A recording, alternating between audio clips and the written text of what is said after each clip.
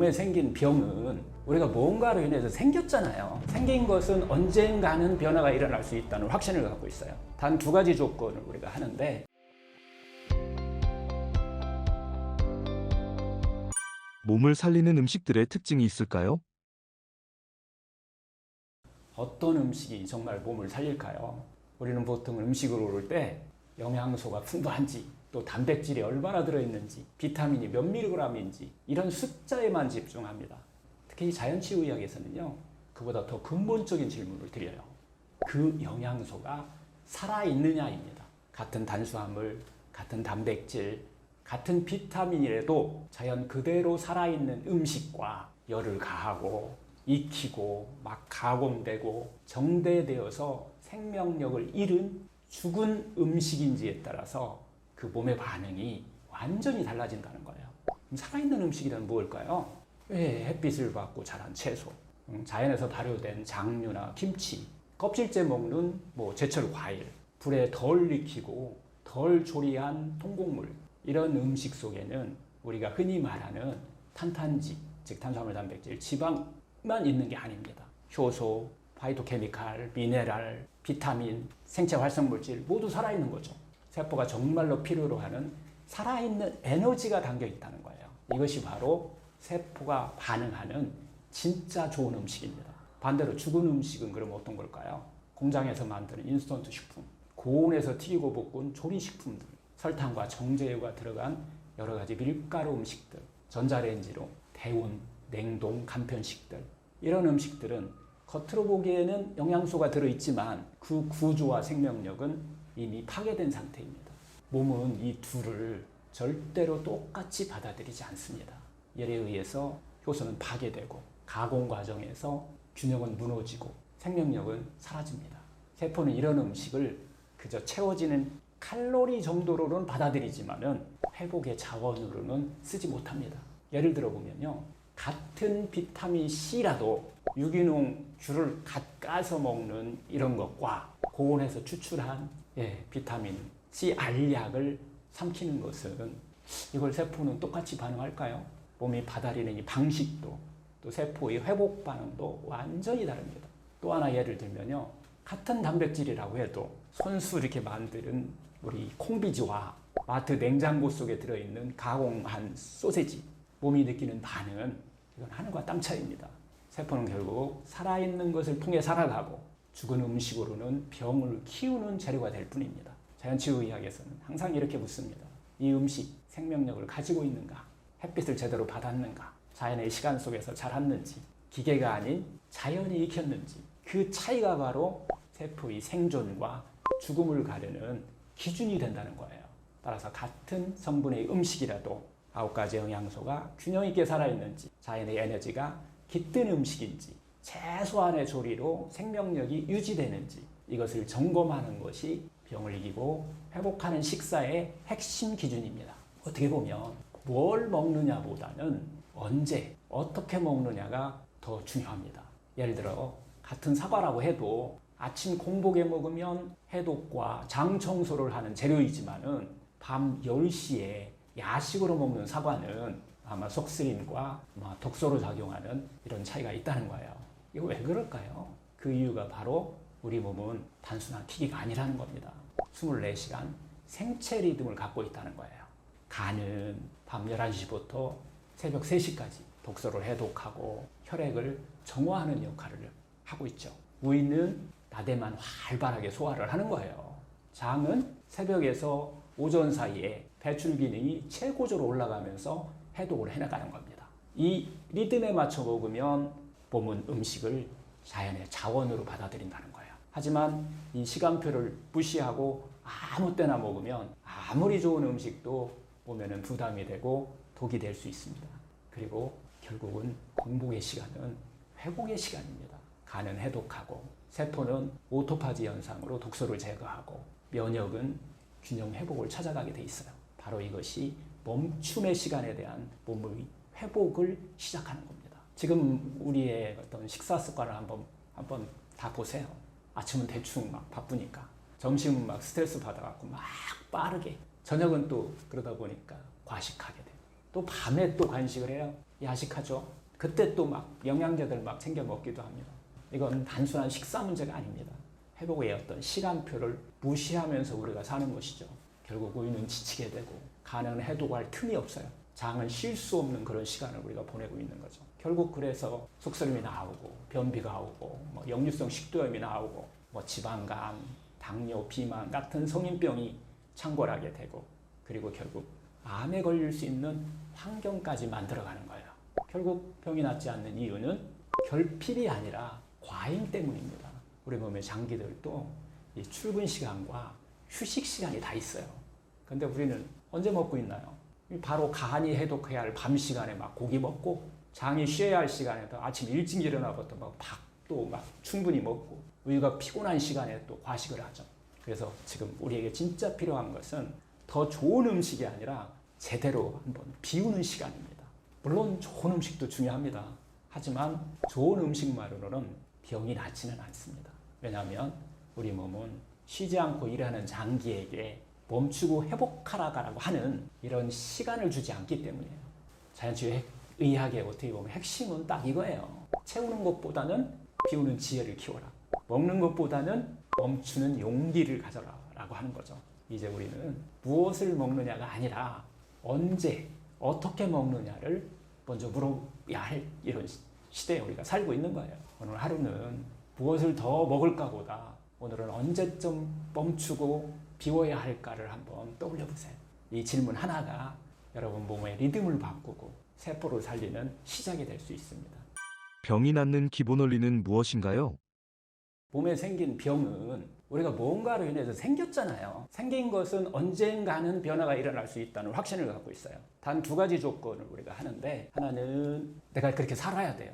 내 본성에 맞게, 자연의 본성에 맞게 우리가 삶을 살았을 때 변화가 일어나기 시작한다는 거고요. 또 하나는 내 안에는 100명에 1명하는 의사가 있다라고 하는 걸, 즉 자기 자신을 믿는 것 그리고 실천하는 것, 이것이 병을 치료하는 근본이라고 생각하기 때문에 병이 완치된다 이걸 떠나서 병이 개선되고 회복될 수 있다라고 하는 그 희망의 마음은 확실히 갖고 있어요. 우리 몸의 병은 어떻게 생기게 되나요?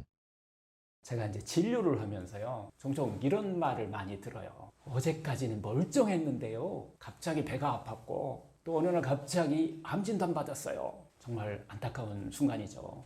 그런데 여러분, 병은 정말 갑자기 찾아오는 걸까요? 저는 이런 상황을 늘 이렇게 설명을 드리는데요. 독소 축적의 5단계의 어떤 우리 몸에서는 증상을 보이고 있다라고 이렇게 말씀을 드립니다. 제 1단계는요, 과잉입니다. 너무 많이 먹어서 문제가 되기 시작하는 거예요. 요즘 사람들 정말 많이 먹습니다. 과식하고 폭식하고 야식에 또 자극적인 어떤 음식까지 결국 몸이 감당할 수 없을 만큼 과잉 에너지가 쌓이게 되는 거예요. 2단계는 정체입니다. 먹은 음식이 배출되지 않고 소화기관, 림프, 간, 이런 신장에 이렇게 쌓이기 시작하면은 몸이 이제 무거워지고 붓고 피곤하고 속이 더부룩해지기 이렇게 시작하지요. 3단계는 이제 산화입니다. 쌓인 노폐물이 산화, 즉 썩는 거예요. 그리고 녹쓰는 염증 과정이 이제 시작되는 건데요. 혈관, 장기, 세포의 염증 반응이 일어나게 되는 거죠. 그러면 우리 몸에서는 피부의 어떤 트러블, 만성적인 어떤 피로, 또 위장의 염증 같은 이런 이제 증상이 나타나기 시작합니다. 이때 이제 검사로도 보이기 시작하죠. 4단계에 들어오면은 이제 염증의 고착화 현상이 일어나요. 이 산화된 독소가 면역을 자극해서 지속적인 염증을 유발합니다. 여기서부터는 몸이 스스로 회복하지 못하고 이제 염증이 만성화되기 시작하는 거예요. 그러면 이제 관절염이라든가 어떤 피부 질환, 또 위염이나 장염, 대사성 질환 같은 이런 병으로 발전하는 이런 상태가 되는 거죠. 마지막 5단계에 가면은 이제 변성 단계인데요. 결국 세포가 여기에 견디지 못하고 변생되는 거예요. 면역 세포가 제 역할을 하지 못하고 또 정상 세포가 변이를 일으켜서 암이라든가 자가 면역 질환, 심혈관 질환으로 발전하게 됩니다. 결국 이 모든 과정이 몇 년 혹은 몇십 년에 걸쳐서 정말 조용히 내 안에서 일어나기 시작한다는 거예요. 이게 꾸준히 진행되고 있다는 거죠. 그 병은 어느 날 뚝 하고 이렇게 생기는 게 아니라는 겁니다. 우리가 미처 눈치채지 못하는 수많은 이런 신호들을 우리가 무시하거나 억누르고 그런 살아온 삶의 결과라는 거예요. 특히 음식과 관련된 병들은 더더욱 그렇습니다. 결국 병의 시작은 더 많이 먹는 데서 오기 시작한다는 거예요. 이 풍요의 병이라고 그러는데요. 우리가 덜 먹어야 하는데 오히려 더 먹고 있는 시대를 우리가 살고 있는 거예요. 그래서 오늘은 지금 내 식습관이 정말 건강을 망치고 있는 건 아닌지, 그리고 어떻게 먹어야 진짜 몸이 회복될 수 있는지 이 주제로 한번 이야기를 한번 해볼까 합니다. 현대인의 가장 심각한 식습관은 뭐라고 생각하시나요? 현대인들이 식습관인 가장 큰 문제는 많이 먹는 것도 문제지만은 그거보다는 영양의 밸런스 균형이 무너진 것들을 우리가 많이 섭취한다는 데서 시작한다라고 봐야 돼요. 그 영양 불균형이라고 이야기를 하는데요. 우리가 영양소 하면은 보통 현대의학에서는 5가지를 얘기하죠. 탄, 지, 비타민, 미네랄 이렇게 얘기해야 되는데 실제적으로 우리한테 필요한 에너지를 만드는 것 중에서 5가지 이외에 또 4가지를 추가해야 돼요. 그 6번째 영양소가 그래서 물입니다. 물. 정말 중요합니다. 그 다음에 7번째 영양소는 식이섬유. 8번째 영양소는 우리가 파이토케미칼이라고 하는데 항산화 물질을 만들어내는 이런 식품들도 먹어야 된다는 거예요. 9번째는 식이효소입니다. 살아있는 음식을 먹어야 된다는 거예요. 이렇게 9가지 영양소가 균형 잡혀 있는 우리가 식생활을 하셔야 되는데 이게 불균형이 일어나요. 탄수화물, 단백질, 지방은 너무 많은데 이 탄수화물, 단백질을 우리가 몸 안에서 건강하게 에너지로 만들어주는, 즉 미토콘드리아에서 이걸 에너지로 만들어주는데 이 작용을 하는 부가 영양소가 우리가 많이 먹지 않고 있다는 거예요. 이 부가 영양소는 딱 정해져 있어요. 생채소와 생과일 속에 만들어 있습니다. 그런 것들을 우리가 줄이고 너무 정제되어 있는 우리가 인스턴트 식품으로 포함해서 우리가 정제 탄수화물 뿐만 아니라 단백질, 지방조차도 우리가 정제된 것들을 너무 많이 먹다 보니까 에너지 밸런스 균형이 무너졌기 때문에 현대인들이 병이 많이 온다라고 봐야 돼요. 그래서 우리가 이것을 풍요병이라고 하는 거예요. 그런데 현대인들의 가장 특징 중에 하나가 풍요 속에 빈곤이 있어요.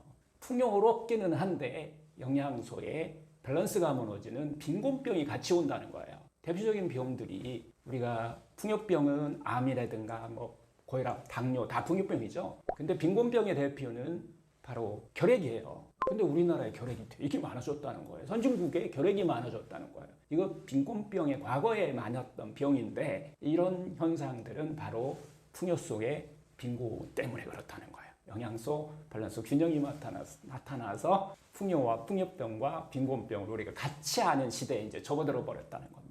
제일 중요한 것은 이 에너지의 어떤 만들어내는 이 음식의 밸런스 균형을 맞추는 것, 9가지 영양소의 균형을 맞추는 것이 우리 식생활에서 가장 먼저 해야 될 것이 아닌가 싶습니다. 햄버거는 탄단지가 다 들어있는 좋은 식품 아닌가요? 그러니까 이제 현대인들이 어떻게 보면은 간단하고 맛있고 입이 좋은 것만 우리가 찾게 되는데 영양소 균형이라는 차원에서 우리가 접근을 해야 된다라고 보는 거예요. 그런데 그 영양소조차도 간편하게 정말 정제되고 한 것들을 우리가 또 공급받기를 원하는 경향이 많다는 거예요. 그래서 지금 건강기능식품을 포함해서 비타민, 미네랄 이런 것들을 또 그냥 식품 속에서 찾지 않고 대부분 사람들이 말을 우리가 이제 초가공식품이라고 그러는데 그 초가공한 거에서 우리가 찾아서 그 영양 밸런스를 맞추는 것에 초점을 맞춰져 있기 때문에 어떻게 보면 햄버거 속에 들어있는 그 채소조차도 건강하다라고 이렇게 우리가 어떻게 보면 착각하고 사는 거죠. 근데 이걸 조금만 생각하면은 발전하면은 요즘 샐러드 많이 드시잖아요. 샐러드 정도만 섭취하셔도 이 영양 균형은 충분하다. 그리고 나서 햄버거를 먹거나 이렇게 한다 그러면은 상당히 건강한 식단이라고 볼 수 있어요. 그래서 햄버거 자체가 잘못된 게 아니라 그걸 한 끼로 먹었을 때 9가지 영양소가 균형에서 좀 무너졌기 때문에 그 균형을 맞추는 이런 것들을 좀 보충하는 것이 생채소와 생과일을 이용한 어떤 샐러드들이다라고 하는 거고요. 그래서 어떻게 보면 많이 먹느냐 적게 먹느냐 보다도 영양소의 균형이 맞춰져 있느냐 맞춰져 있지 않느냐가 훨씬 더 중요하다는 거죠. 자연치유라고 하는 것은요, 이게 제가 만든 게 아니에요. 자연법에 따라서 우리가 살아가는 방법을 우리가 자연치유 건강법이라고 얘기하는 건데 이거의 시작은 의학의 시작하고 같이 맥락을 같이 해요. 히포크라테스 의학의 가장 핵심이기도 해요. 병의 원인이 결국은 병의 뿌리예요. 근본 원인은 음식의 문제 때문에 생겼고 마음의 문제 때문에 생겼고 습관의 문제 때문에 생겼고 온도의 문제, 즉 혈액순환의 문제 때문에 생긴 거라고 하는 거예요. 그래서 이것을 개선하는 거, 내 삶을 개선하는 거예요. 주체가 바로 납니다. 이렇게 하면 내 안에 100명의 현명한 의사가 그냥 알아서 치료한다는 거예요. 이게 바로 자연치유의 핵심이거든요. 그래서 이것을 어떻게 생활 속에서 실천하느냐, 이것이 가장 중요한 포인트다, 이렇게 보시면 될 것 같아요. 이 서양의학의 시작이 히포크라테스 의학이 마인드, 바디, 스피릿의 우리 몸으로 구성되어 있다라고 하는 것부터 시작하는 거예요. 그런데 여러분들 바디에 대해서는 현대의학이 너무 많이 다루고 있기 때문에 여러분들도 알 거예요. 세포예요. 세포의 하나의 구조를 얘기하는 거예요. 물론 구조가 병들면 우리 몸에 상당히 통증도 오고 여러 가지 고통과 괴로움을 만들어내요. 하지만 마인드와 스피릿의 문제는 더 큰 문제를 일으켜요. 그래서 집안 구조하고 사회 구조나 같은 걸로 우리가 맥락으로 한번 여러분들이 한번 이해하면 쉬울 건데요. 바디는요, 그냥 구조예요, 구조. 집에서도 구조가 있잖아요. 엄마가 있고 아빠가 있고 또 애들이 있고 이게 하나의 그냥 구조인 거예요. 이렇게 되면 이것만 갖고 우리가 행복하게 살 수는 없잖아요. 그럼 마인드는 뭐냐? 구조에서 흐름이에요, 흐름. 어떤 흐름이 기운이죠, 기운. 이게 좋아야 돼요. 서로 조화롭게 이루어져야지. 구조는 잘 됐는데 계속 싸우고 있어. 그러면 우리 몸이 망가지듯이 이 사회 구조도 마찬가지로 이렇게 회사도 마찬가지죠. 구조는 아주 잘 돼 있어요. 그런데 마인드, 이 흐름이 안 좋은 것들이 있어요. 이게 바로 마인드와 어떻게 우리가 비교해보면 이런 개념으로 한번 이해하시면 되고요. 마지막에 이 스프릿이에요. 제가 제일 주장하는 것은 특히 암 환자 같은 경우는 이 스프릿이 치료되지 않으면 유전자가 안 바뀌어요. 이 스프릿은 뭐냐면 구조도 괜찮아야 돼요. 그 다음에 흐름도 괜찮아야 돼요. 구조와 흐름이 괜찮으면 내 안에서 기쁨이 나와요. 행복이 나오게 되어 있어요.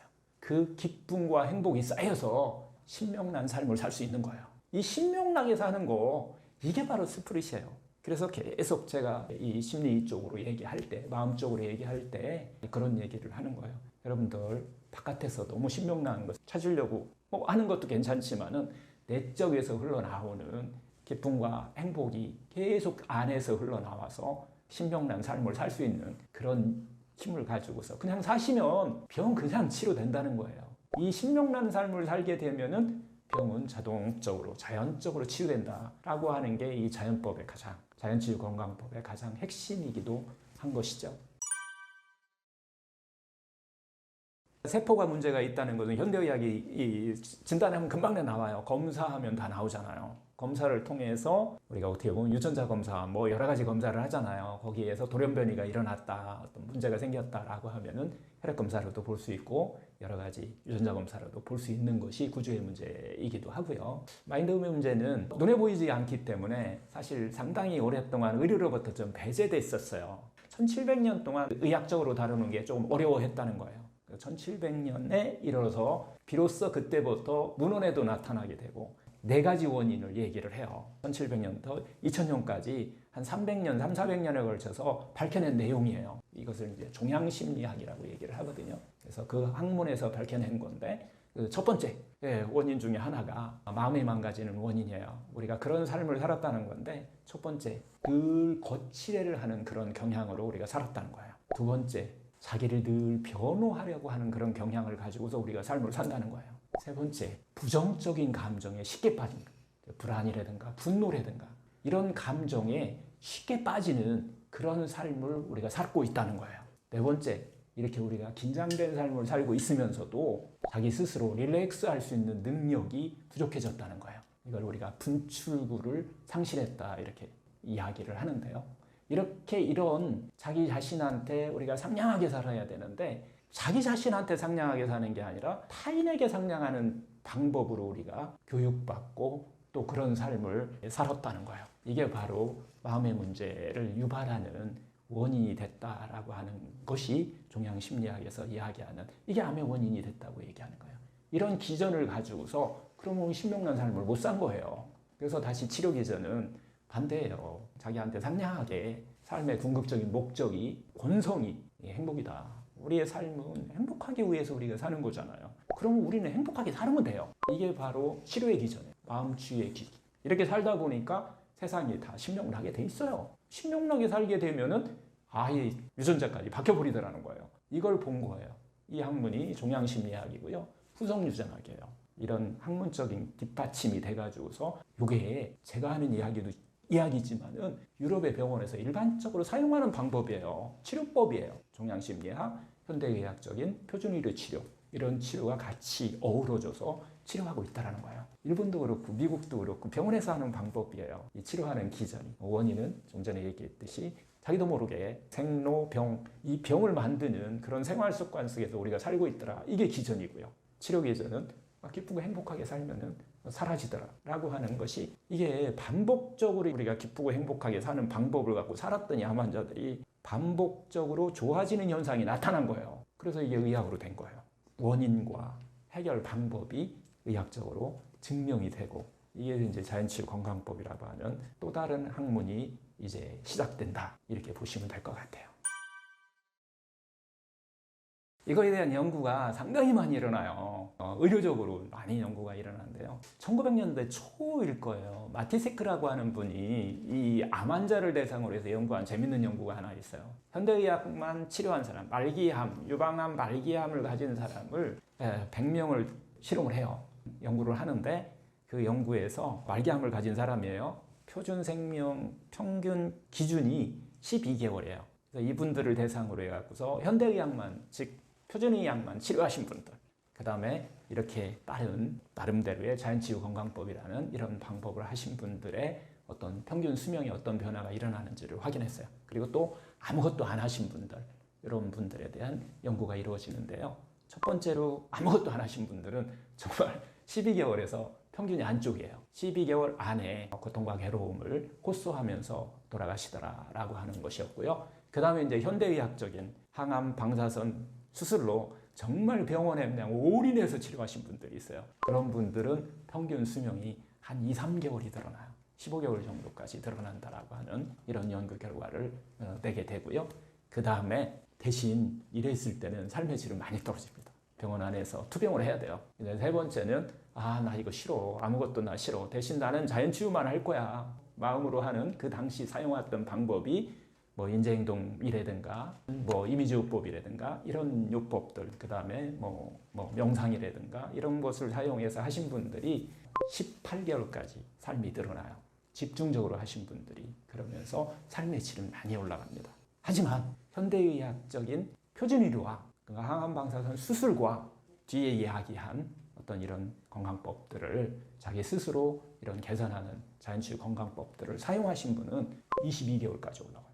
그렇게 하면서 평균 수명이 올라간 게 중요한 게 아니라 삶의 질이 쑥 올라가는 거예요. 환자인지 아닌지 모른다는 거예요. 이런 연구 결과가 이제 1900년대 초에 일어나서 이게 기초가 돼요. 이 연구가 기초가 돼서 그 다음에 좀 전에 이야기했듯이 종양심리 마음 테라피라고 하는 이런 학문들이 이제 급속도로 발전을 하게 되는 거예요. 그렇게 하면서 학문의 변화도 일어나고 치유의 변화도 이렇게 함께 같이 일어난다. 이렇게 보시면 될 것 같아요. 이렇게 우리가 이제 종양심리학이라고 하는 새로운 학문이 만들어진 계기가 됐고요. 여기에 이 학문의 핵심은 뭐냐면 그런데도 불구하고 어떤 사람은 낫고 어떤 사람은 안 낫더라. 이 차이가 도대체 뭐냐라고 하는 연구가 1981년도에 종양방사선과 의사인 칼 사이먼튼이라고 하는 분한테 이 의문점이 생긴 거예요. 그래서 이거에 대한 해결책을 이제 찾아나가요. 이게 1981년도예요. 이게 호주 정신의학회에 이제 발표가 되면서 세계인들한테 모든 의사들한테 충격을 주는 새로운 방법이 나오게 됐는데요. 거기에 답을 써요. 원인은요. 여러분들이 암에 걸린 후에 어떤 마음을 가지고 있느냐가 그 결정을 내린다는 거예요. 여러분들이 만약에 두려움이나 절망감이나 불안이나 분노, 외로움, 우울, 부정적인 감정에 휩싸이면은 이 사람들한테는 암의 성장 속도가 엄청나게 빠르다는 거예요. 이런 것들을 잘 다루는 사람들한테는 암의 성장 속도가 느려지면서 말기암에 걸려도 살아올 수 있는 그런 변화가 일어나더라라고 하는 거예요. 그래서 결론은 여러분들 마음이 어떻게 관리를 하느냐가 암의 성장과 전이 여러분들의 생과 사를 구별한다. 이렇게 보셔도 될 것 같아요. 제가 이제 이건 계속 인터뷰를 일주일에 한 번씩 인터뷰를 지금 하고 있어요. 암 환자들이 뭐 현대의학 치료하는 것도 이 자연치유법에 벗어나지 않아요. 바디를 치료하는 거니까 바디는 바디대로 치료하시고 그렇게 하고 나서 어떻게 보면 암의 뿌리가 뽑힌 건 아니에요. 암이 새로운 재발할 수도 있고 뭐 전이도 할 수 있고 뭐 이런 분들이 이 자연치유 건강법을 이제 같이 하게 되는데요. 이제 제 대표적인 환자 한 분을 소개해드리면 젊은 친구예요. 뭐 40도 안 되는데 혈액암에 걸려서 병원에 치료를 충분히 했는데도 불구하고 이제 세포는 사라졌어요. 병원에서는 이제 치료됐다고 했는데 암세포는 사라졌는데 항상 피곤해해요. 그리고 혈액 검사상에 다른 조성 성분에 문제가 좀 있어요. 항상 보통 보면 뭐 감기는 수치가 올라가 있든지 아니면 백혈구의 수치가 문제가 생겨 있든지 뭐 이런 것들의 변화가 있는데 이것을 해결하기 위해서 병원에서는 또 다른 약을 써야 되는데 약을 쓸 수가 없어요. 간 기능에 문제가 있기 때문에. 이런 친구들이 이제 자연치유 건강법을 한번 체험하겠다라고 해서 같이 체험을 해봤는데요. 일단은 혈액의 조성 성분이 무조건 바뀝니다. 건강하게 바뀌어요. 삶의 질이 바뀌어요. 그래서 삶의 질이 변하면서 병을 치료하려고 막 욕심내고 집착하는 것이 아니라 병에서 멀어지는 방법을 알고 있다는 거예요. 계속해서 그런 생활 속에서 하다 보니까 제일 저도 충격적이었는데 그 환자분이 이제 암으로부터 자유로워졌다. 암으로부터 해방된 것 같다라고 하는 이 이야기를 환자분이 저한테 얘기를 해주는 거예요. 왜냐하면 그것은 본인만 알 수 있어요. 의사가 알 수가 없어요. 이런 것들의 변화를 서로 느끼고 나서 검사 한번 해보세요 했더니 혈액 조성 성분이 너무 좋은 거예요. 그리고 이미 몸은 다 변화가 일어났어요. 그전에는 잠도 못 잤고 했는데 잠도 잘 자고 맨날 피곤하고 지쳐 있었는데 다 사라졌어요. 피로한 것이. 그리고 그분의 가장 핵심적인 것은 부었어요. 자꾸 몸이. 여기저기 막 붓기도 하지만 하체 쪽에 특별히 많이 붓고 손발이 차가워지고 아랫배가 차갑고 하는 증상은 병이라고 생각하지 않고 생활을 했던 거예요. 그러니까 맨날 만성피로로 시달렸는데 이 증상이 다 사라지는 거예요. 특히 아랫배가 따뜻해지고 발이 따뜻해져요. 그리고 그 올라오던 여러 가지 분노, 불안 이런 것들이 사라지는 거예요. 그렇게 되니까 본인이 세상이 재밌다고 얘기를 하는 거예요. 세상 사는 게 이제 재밌다. 과거에는 우울하고 외롭고 이 병 때문에 그렇다고 생각을 해가면서 이렇게 삶을 살았는데 피곤한 건 당연하다라고 생각을 하고 살았는데 이런 증상들이 다 사라지니까 삶이 신명난다고 얘기하는 거예요. 신명이 났잖아요. 어디서 봤어요? 내 안에서 온 거예요. 병으로부터 자유로워질 수 있다. 변화는 얼굴색을 보면 알아요. 몸의 색이, 피부의 색이나 얼굴 색이나 이런 것들이 화사하게 펴지는 이런 것들을 좀 볼 수 있지 않았나. 이 이외에도 거의 모든 환자한테 의학으로 이게 발전하려면은 누구한테는 효과가 있고 누구한테는 효과가 없다. 이건 의학으로서 특히 누구한테는 좀 부작용도 나온다. 이건 저는 의학이 아니라고 봐요. 의학은 똑같이 했을 때 모든 사람한테 다 똑같은 효과가 나타나야 된다라고 하는 것을 의학이다라고 얘기할 수가 있다. 이렇게 말씀드릴 수 있고요. 아마 한 3개월이면 됩니다. 길게 걸리지도 않아요. 3개월이면 변화를, 자기 자신의 변화를 아마 느끼지 않을까. 공통적입니다. 잠 못 주무시는 분은 무조건 잠을 잘 잘 수 있어요. 이런 변화들을 아마 쉽게 다 누구나 느끼지 않을까 이런 생각이 듭니다. 치료하지 못하는 병이 정말 너무 많아요. 각종 검사 수없이 합니다. 의료 장비도 현대화돼 가고 있어요. 하여튼 그런데도 불구하고 치료하지 못하는 병이 너무 많이 드러나고 있다. 현대의학이요. 눈에 보이는 것만. 즉 신체 치료에 너무 접근하고 있어요. 세포의 문제로만 가지고서 세포로부터 치료를 하니까 세포를 병들게 하는 원인이 뭔지를 갖다가 우리가 한번 찾아볼 필요가 있어요. 서양 의학의 아버지라고 하는 히포크라테스 의학의 핵심이에요. 우리 몸이 마인드, 바디, 스피릿으로 이루어져 있다. 그때 당시도 세포만 치료한 게 아니라 마인드와 스피릿을 치료하고 그때부터 치료했어요. 이게 바뀐 것은 인류 역사에 한 번도 없어요. 병의 원인이 바뀐 것도 한 번도 없어요. 그런데 우리가 현대의학으로 병의 원인을 지금 찾을 수 있나요? 세포에서 찾는단 말이에요. 세포를 병들게 하는 음식의 문제, 마음의 문제, 습관의 문제, 온도, 즉 혈액순환의 문제. 이게 병의 뿌리입니다. 세포를 병들게. 그래서 히포크라테스는 만병의 근원 그냥 악액질이라고 얘기해버린 거예요. 병을 일으키는 세포를 병들게 하는 게 악액질이다. 그래서 그 악액질을 만드는 원인을 차단하는 것이 중요하다. 그리고 내 안에 있는 이미 악액질로 돼 있는 것, 즉 병으로 이루어진 것은 그냥 비우게 하는 거예요. 차단하고 비우는 것이 그 당시 의학의 시작이에요. 그래서 히포크라테스가 의학의 아버지가 된 거예요. 지금도 원리가 똑같습니다. 거기서 벗어날 수가 없어요. 병을 치료하는 데 있어서는.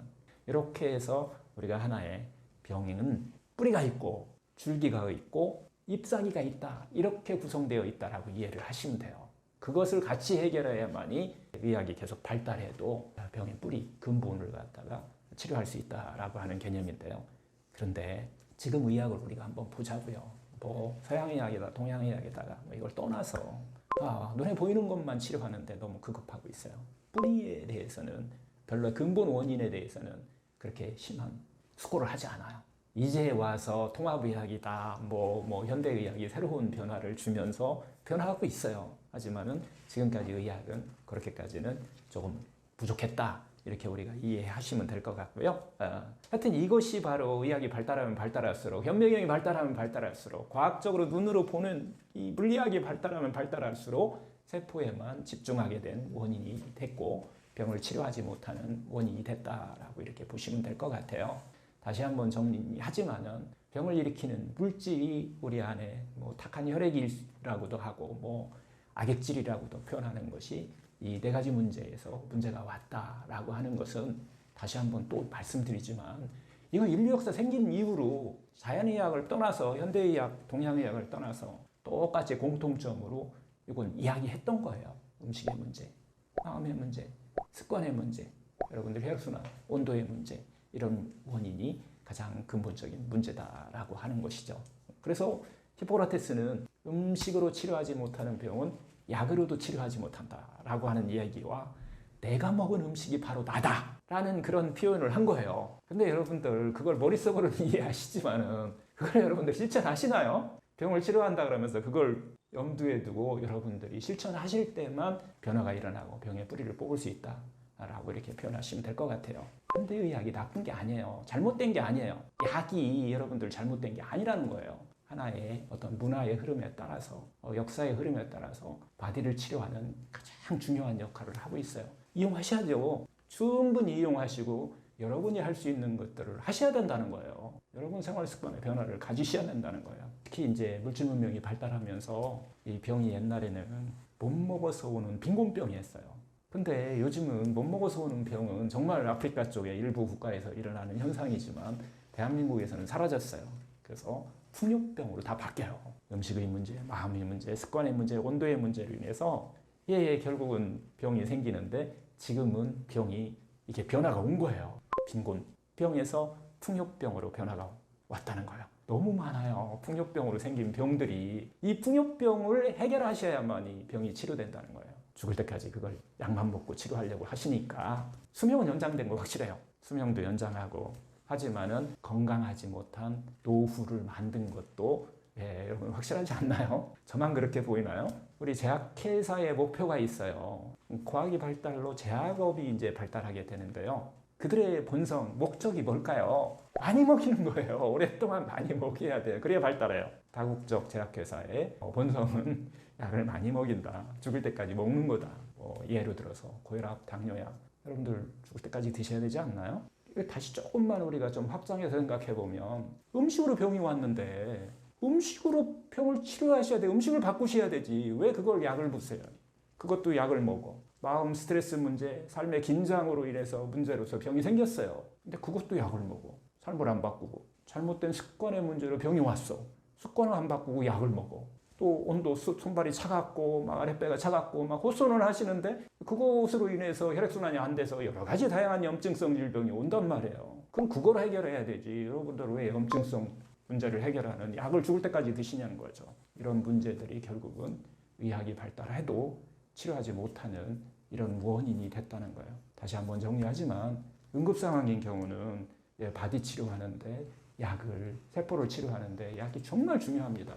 삶의 연장을 해놔야 되잖아요. 이렇게 하신 다음에 병의 근원이 되는 음식의 문제, 마음의 문제, 습관의 문제, 온도의 문제는 내가 스스로 해결하셔야 된다는 것입니다. 이것이 바로 또 자연의학이고 자연치유 건강법이다라고 하는 것이죠. 다시 또 조금 더 확정을 하면 이 약으로 치료하지 못하는 이 증상이라고 하는 거 있잖아요. 증상이라고 하는 것은 세포의 언어예요. 그냥 세포의 그냥 몸의 언어일 뿐이에요. 무슨 소리예요? 세포에 악액질이 쌓였다. 그거나 해결해 달라. 라고 하는 세포의 언어일 뿐이다. 이렇게 접근을 하시면 길이 보여요. 무엇을 이 네 가지 문제를 해결해 달라고 하는 세포의 아우성 소리다 라고 이해를 하시면 돼요. 그래서 이 의학에 똑같이 얘기하는 거예요. 동의보감의 기준을 해서 제가 나눠봤어요. 그 악액질, 즉 독소의 1단계다라고 해서 독소가 조금 들어있잖아요. 그러면 세포가 이렇게 아우성 소리를 내요. 뭘로요? 피곤하다. 몸이 피곤하다. 이렇게 소리를 내주는 거예요. 1단계가요. 부종이에요. 부종. 흐름이 안 좋다라고 하는 특히 하지의 부종입니다. 하지 부종 찾는 거 너무 심플해요. 여러분들 양말 자국 있죠? 그거 금방 안 없어지면 그냥 부은 거예요. 그리고 아침에 일어나서 신발이 조금 뻑뻑해 보인다라고 하면 금방 알 수 있죠. 부었다는 거. 이게 1단계예요. 2단계에 올라오면은 만성피로 항상 피곤합니다. 이 이야기가 나오면 내 몸에 악액질이 쌓여 있다. 그래서 삶을 좀 바꾸라는 신호가 이제 왔구나. 이렇게 이해를 하시면 돼요. 그러면서 2단계 정도 가면은 여러분 이제 번아웃이라고 하는 불면이라고 하는 이런 증상을 호소를 하게 돼요. 세포가요. 이때를 우리가 의학적으로는 미병 상태라고 합니다. 검사로 안 나와요. 현미경으로 보려고 해도 잘 안 보입니다. 이때 상태를 우리가 미병 상태라고 얘기를 해요. 이 상태가 더 지나가면 여러분들이 이 언어를 세포의 언어를 무시하고 그냥 살으시면 독소 3단계에 들어가게 돼요. 이 때가 바로 염증이 일어나는 시기예요. 우리 몸 안에서 다양한 염증이 이제 막 일어납니다. 이 염증이 일어나기 시작하면 여러분들은 주증상이 통증이에요.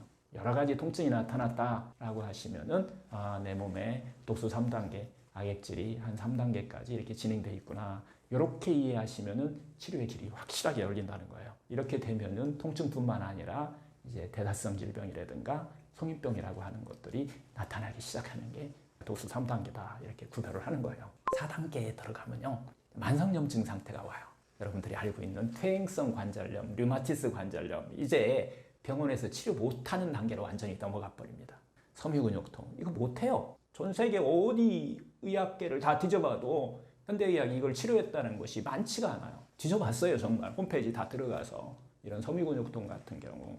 걸으면 조금 도움이 된다, 뭐 이런 것들은 이렇게 기록돼 있지만은 완화시키는다, 이렇게 기록돼 있다는 거예요. 난치성 질병, 무슨 증후군, 이런 것들이 붙었다 그러면은 만성염증 상태로 독소가 상당히 많이 쌓이고 있다라고 이렇게 여러분들이 빨리 잘 알아차림 하셔야 돼요. 그러면서 더 많은 생활 습관을 변화를 일으켜야 된다라고 하는 것이 자연치유 건강법의 핵심이기도 하고요. 독소 5단계에 들어가면은요, 무슨 소리냐면 각종 암이 여기에 해당돼요. 특히 말기암이 여기에 해당돼요. 전이하는 암들 있잖아요. 재발하고 전이하는 암이 여기에서 또 안 바꾸면 하는 사인이에요. 세포가 나 죽을 것 같아. 주인님 이제 제발 좀 바꿔주세요. 라고 하는 사인이라는 거예요. 주인이 못 알아들으면 큰일 납니다. 못 알아들으면 큰일 나요. 낭떠러지예요. 잘 알아들으셔가지고서 세포의 소리에 귀를 한번 기울여 보는 거예요. 특히 5단계에 들어가서 각종 암으로 여러분들 힘들어 하시는 분들은 그냥 심플해요. 들어보면 무슨 소리냐. 그렇게 살지 마. 바꿔봐. 자기 자신에게 조금만 상냥하게 좀 살아줘. 뭐 이런 뜻이에요. 좀 더 기쁘고 행복하게 좀 살아오고 뭐 이런 뜻이죠. 릴렉스하게 살아. 뭐 이런 뜻. 하여튼 삶을 바꿔달라고 하는 그런 세포의 아우성 소리다. 이렇게 한번 이해를 하시면은 아마 여러분들이 새로운 치료의 길이 열리지 않을까. 대부분 이때 사람들은 이 소리에 귀를 기울이지 않고 뭘 준다고요? 약을 준단 말이에요. 약이 나쁜 게 아니라 그 약을 드시면서 이런 삶을 바꾸는 것이 이게 치료의 기본이 돼야 된다라고 하는 이야기고요. 이런 방법으로 여러분들이 삶의 변화가 오면 3개월 이내에 여러분들의 어떤 통증이라든가 이런 변화가 일어나는 것을 모두 다 느낄 수 있다는 거예요. 그래서 이게 의학으로 지금 발전하고 있다. 이렇게 보시면 될 것 같아요. 새로운 의학으로 발전하고 있다. 이해하셔도 될 것 같고요. 이 프로그램을 통해서 여러분들 이 방법을 저하고 같이 자연치유 건강법이라고 하는 이 방법을 계속해서 이해하시고 습득하는, 체험하시는 이런 현장으로 좀 삼았으면 좋겠습니다.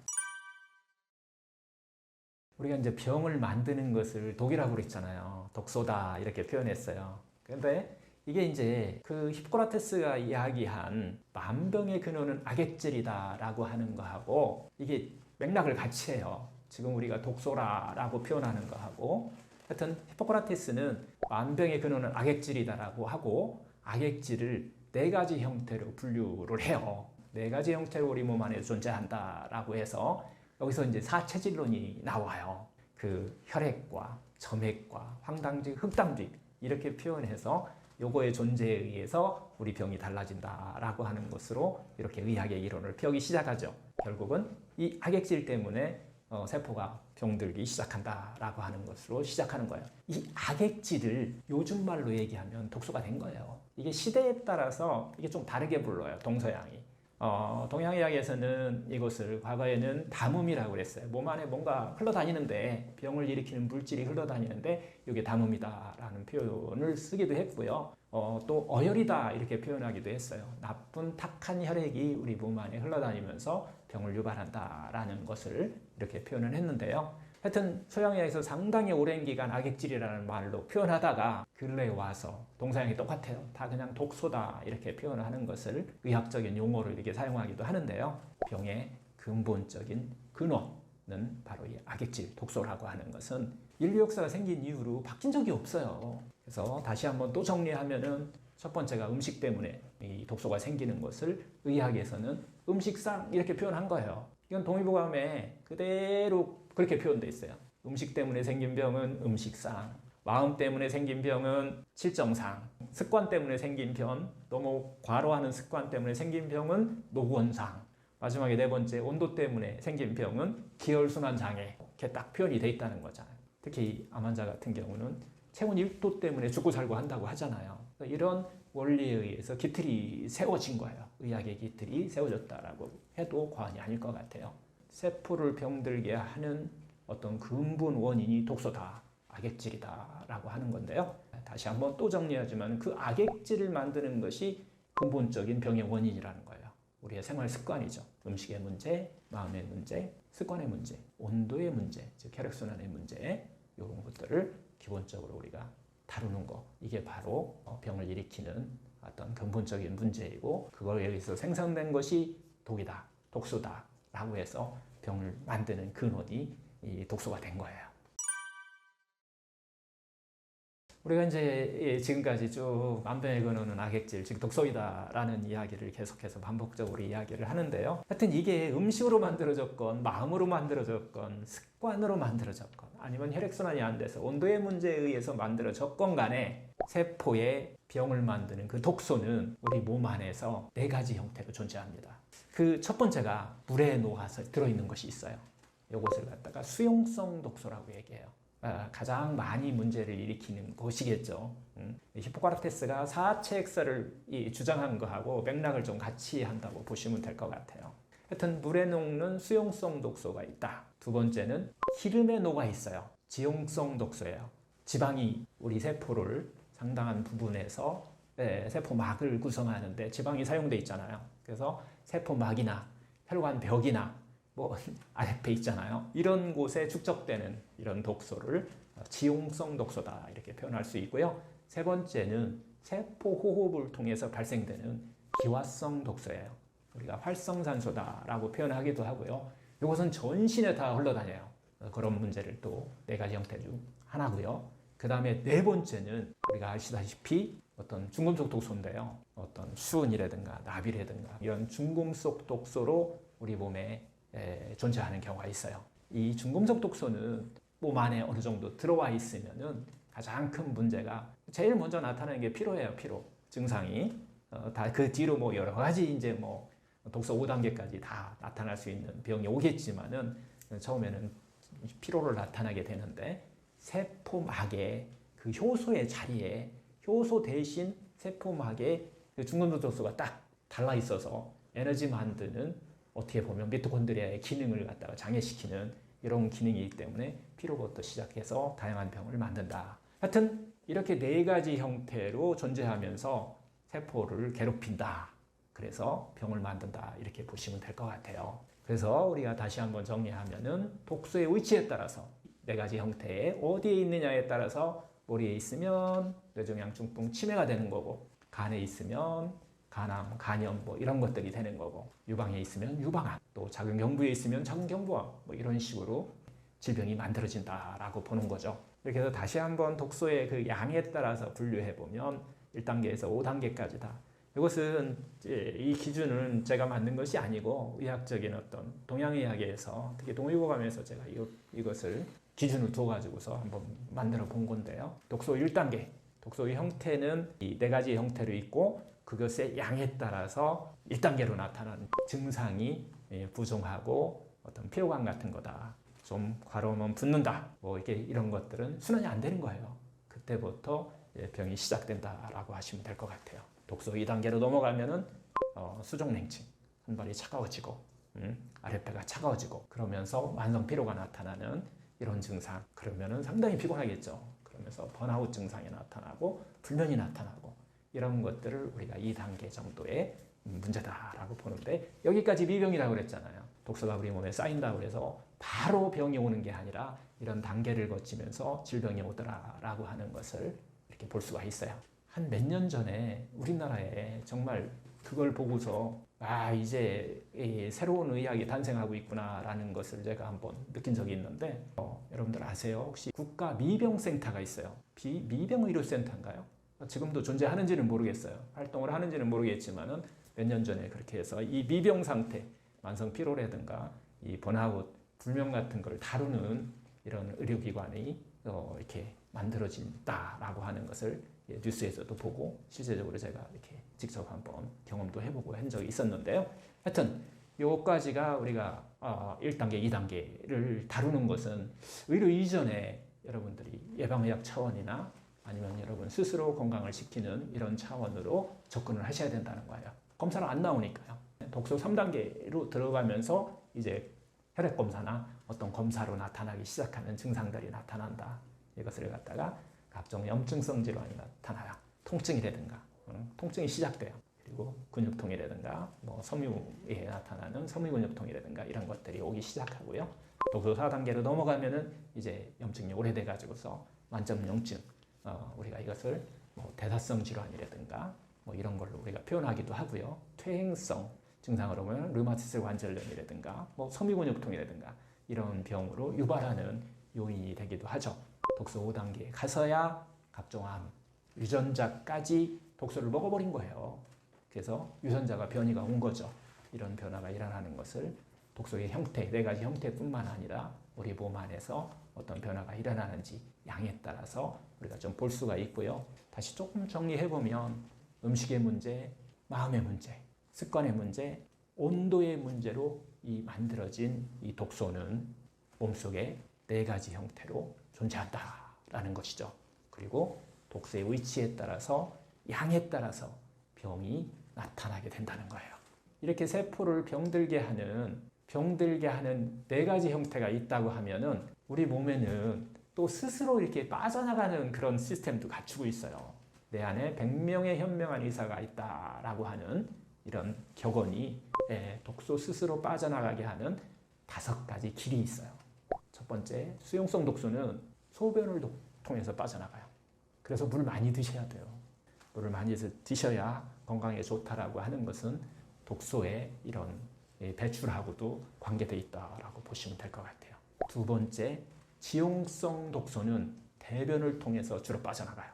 그래서 여러분들이 변비가 있거나 하면은 독소가 빠져나가지 않는 걸로 인해서 여드름도 나고 뽀르지도 나고 그러잖아요. 그래서 이때는 식이섬유를 많이 드셔서 대변이 잘 빠져나갈 수 있도록 물과 식이섬유를 충분히 드신다. 이렇게 대소변을 통해서 독소가 빠져나가는 것뿐만 아니라 여러분들 특히 또 땀을 통해서는 이 끈적끈적 하잖아요. 수용성 독소와 지용성 독소가 같이 빠져나가요. 그래서 운동이 중요한 이유이기도 해요. 그 다음에 이제 4번째는 호흡을 통해서 우리 몸 안에 있는 기화성 독소를 빠져나가는 통로예요. 호흡이 상당히 중요합니다. 5번째는 우리 몸에 심지어요. 손톱, 발톱, 모발 뭐 이런 곳까지도 이 중금속 독소가 빠져나가는 통로예요. 내보내는 하나의 길이라는 거죠. 그래서 여러분 모발 검사나 뭐 이런 걸 통해서 중금속 검사를 하시는 이 원리도 이런 것들 때문에 우리가 스스로 독소를 해결할 수 있는 어떻게 보면 하나의 기관이라고 봐도 되겠죠. 이런 시스템을 우리가 갖고 있다라고 하는 거예요. 하여튼 우리 몸 전체가 해독기관이다. 우리가 방해만 하지 않으면 내 몸 안에 100명의 현명한 자연치유하는 시스템을 갖고 있다. 100명의 현명한 의사가 있어서 그들이 무엇을 해야 될지 다 알고 있다라고 하는 자연치유 건강법의 가장 기본이 되는 이야기가 여기서 나오게 되는 거죠. 우리는 살면서 좀 탐진치 좀 내려놓으시고 자신에게 좀 상냥하게 사는 것이 병을 치유할 때 이 첫 번째 중요한 요인이다. 첫 번째 길이다. 이렇게 이해를 하시면 좋을 것 같습니다. 음식의 독이 만병의 근원인 이유. 우리는 이제 산업화가 일어나면서 대량 생산의 시대에 살고 있잖아요. 먹거리가 너무 많아요. 우리를 유혹하는 가공식품들이 너무 많이 쏟아지고 나오고 있어요. 과거에는 우리가 빈곤병에서 시달렸다면 현재는 대부분 다 풍요병이에요. 풍요병. 이 새로운 형태의 질병이 나타난 지가 오래되지 않았어요. 50년, 60년인 것 같아요. 비만, 암, 당뇨, 고혈압, 고지혈증 같은 이런 대사성 질환을 포함해서 아토피, 또 정신적인 문제로 생기는 이 불면, 우울증, 이런 여러 가지 병들이 과거에는 이런 당뇨 같은 이런 병들, 성인병이 나타나면은 이 부작병이라고 얘기했죠. 이런 질병들이 이제는 누구나 다 걸리는 대중적인 질병이 되고 말았어요. 심지어는요, 여러분들 애완동물 키우시잖아요. 이 애완동물도 주인하고 비슷한 병을 앓는데요. 주인과 함께 이런 생활을 같이 하다 보니까 야생동물 같은 경우는요, 이 약육강식의 어떤 생존 경쟁 속에서 이게 밀려나게 되면 굶어 죽는 경우는 있어요. 하지만 병으로 죽는 일은 그렇게 많지가 않아요. 스스로 건강을 스스로 챙길 수 있는 본능을 갖고 있어요. 이렇게 각종 우리가 인스턴트나 가공식품과 같이 이런 것들을 우리가 많이 먹고 또 특히 이제 요즘은 또 시도 때도 없이 먹어요. 과식, 특히 제일 제가 건강에 해로운 것이 야식이라고 얘기하는데 이런 것들이 만병의 근원이 되는 이런 시대에 우리가 살고 있다는 거예요. 하여튼 그래서 우리가 병이 딱 왔다라고 하면은 자신이 먹는 음식부터 한번 살펴보셔야 돼요. 입이 즐거운 가공식품을 정말 많이 먹고 있는지, 또 어느 경우는요, 마음의 허기를 음식으로 채우고 있는 경우가 많아요.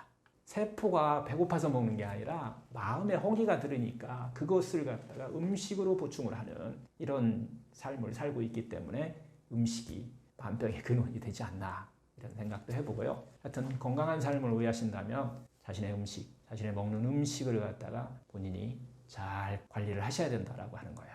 과거에 이야기한 내가 먹은 음식이 바로 나다. 음식으로 치료하지 못하는 병은 약으로도 치료하지 못한다. 격언을 머릿속으로만 이해하지 마시고 몸이 직접 한번 체험해 보시는 것들이 아마 병을 치료하는 가장 기본이 되는 이런 시대에 우리가 살고 있지 않나 생각이 들고요. 하여튼 음식과 이 병의 관계의 이 중요성에 대해서는 정말 2500년 전에 히포크라테스로부터 시작됐다고 우리가 얘기하는데 지금까지 변한 적이 한 번도 없어요. 다 음식에 의해서 어떤 문제가 온다라는 거예요.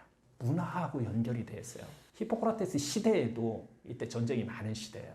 철기 문화, 또 금속이 이제 금 문화가 이제 시작되는 이런 시대하고 맞물리고 전쟁의 시대하고 맞물려요. 남의 것을 뺏어서 그리고 또 가축을 키우는 시대하고 또 맞물려요. 그래서 정말 많이 먹었다는 거예요. 빈곤병과 풍요병이 가장 많이 존재했던 이런 시대예요. 이게 지금 시대하고도 맞물려요. 지금도 그렇지 않나요? 정말 과잉 생산해내고 이걸 먹는 시대하고 전쟁도 비슷하고요. 또 빈곤은 또 빈곤에서 오는 지구상으로 보면 이런 시대하고도 같이 되기 때문에 음식이 일단은 첫 번째로 만병의 근원이 되는 이유가 되는 거예요. 과하게 먹으면 독은 이게 밸런스가 무너진 것을 우리가 독이라고 얘기하거든요. 아무리 좋은 것도 과하게 먹으면 독이 된다라고 이해하셔도 될 것 같아요. 우리가 좋은 채소나 과일 같은 경우도 영양에 벗어나서 과잉으로 먹게 되면 우리 몸에 악액질을 만듭니다. 자연의학의 어떻게 보면 이제 시작점이죠. 음식으로 치료하는 이게 가장 그래도 의학적으로 잘 이렇게 만들어져 있는 것을 우리가 니시의학이다라고 이렇게 표현하는데, 그래서 음식과 관련해서는 서양은 거슨요법, 동양은 리시요법 이렇게 표현하는데 그곳에서도 상당히 그 양을 기준을 둬요. 그 범위 벗어나지 않도록 좋다고 많이 먹지 않도록 이런 것들을 두고 있어요. 특히 실제로 채소를 많이 드시게 되면 위장 기능이 좀 문제가 오는 경우도 있어요. 심한 경우는 위에 염증을 유발하기도 해요. 여러분들 채소 많이 먹으면 좋다고 그래서 채소 많이 먹으면 여러분들이 몸이 아직 그 채소를 많이 먹을 수 있는 몸이 만들어지지 않은 사람이 좋다고 많이 드시게 되면은 속도 쓰리고 쉽게 하면 위 궤양도 유발할 수 있어요. 장의 천공도 유발할 수 있어요. 이런 것들이 과하게 먹었을 때 나타나는, 과식했을 때 나타나는 음식의 독소다 이렇게 볼 수도 있어요. 가장 기본이 뭐냐면 이 몸에서 일어나는 그 몸의 본성의 기본이 뭐냐면 균형과 조화와 밸런스예요. 이 균형과 조화가 밸런스가 깨진 게 병이지 무조건 부족하다고 병 생기고 과하게 먹었다고 해서 이 병이 생기는 경우도 있지만 그거보다 더 중요한 것이 균형과 조화와 밸런스다. 여기에 맞춰서 여러분한테 맞는 그것을 찾으셔야 돼요. 어떤 사람은 많이 먹어서 좋은 사람이 있고 어떤 사람은 적게 먹어서 좋은 사람이 있어요. 자기한테 맞는 그 기준을 스스로 찾으셔야 된다라고 하는 것이 자연치유 건강법의 또 가장 중요한 핵심이 되기도 해요. 예를 들어서 우리가 이제 똑같은 음식을 먹었는데 어떤 사람은 소화가 잘 되는 사람이 있고요. 어떤 사람은 소화가 안 되는 사람이 있어요. 소화가 잘 되는 사람이 약이 될까요? 소화가 안 되는 사람이 약이 될까요? 당연히 소화가 잘 되고 자기한테 맞는 음식이 들어왔을 때 이게 이제 사람마다 다르다라고 하는 것 때문에 자기 체질에 맞는 거, 자기 궁합에 맞는 거 이런 음식을 우리가 찾아야 돼요. 특히 채소는 정말 차가워요. 물이 좋다고 하는데 물도 많이 드시게 되면 몸이 많이 차가워요. 이랬을 때 우리가 사람에 따라서 어떤 사람은 차갑게 작용하고 어떤 사람은 또 괜찮은 경우도 있어요. 이런 경우를 때문에 이게 하나의 의학적인 어떤 방법이 필요한 거예요. 사람마다 다르다. 그 자기에 맞는 각자에 맞는 것을 찾게 하는 거 이게 바로 자연치유 건강법 의학의 가장 핵심적인 요인이기도 해요. 거기에 맞춰서 균형과 조화와 밸런스를 유지하면서 드셔야 된다는 거예요. 일단은 먹어보는 게 제일 중요하지만 의학은 그런 것들이 다 만들어져 있어요. 이미 언제 먹느냐, 어떻게 먹느냐, 무엇을 먹느냐, 얼마나 먹느냐라고 하는 이 기준이 있어요. 이 기준을 여러분들이 이해를 하시고 자기한테 그게 어떻게 몸에서 작용하는지 이런 것들은 실천을 통해서만 알 수 있어요. 그래서 남들이 좋다고 하는 음식이 나한테 좋다라고 생각한다는 것은 그것은 욕심이고 집착입니다. 그걸 내려놓고 자기 스스로 알아차림을 통해서 자기 몸을 알아차림을 통해서 하나씩 알아가는 것이 이 자연치유의 건강법의 가장 핵심이기도 해요. 여러 가지 증상이 나타날 수 있는데 첫 번째 소화기계통 증상이에요.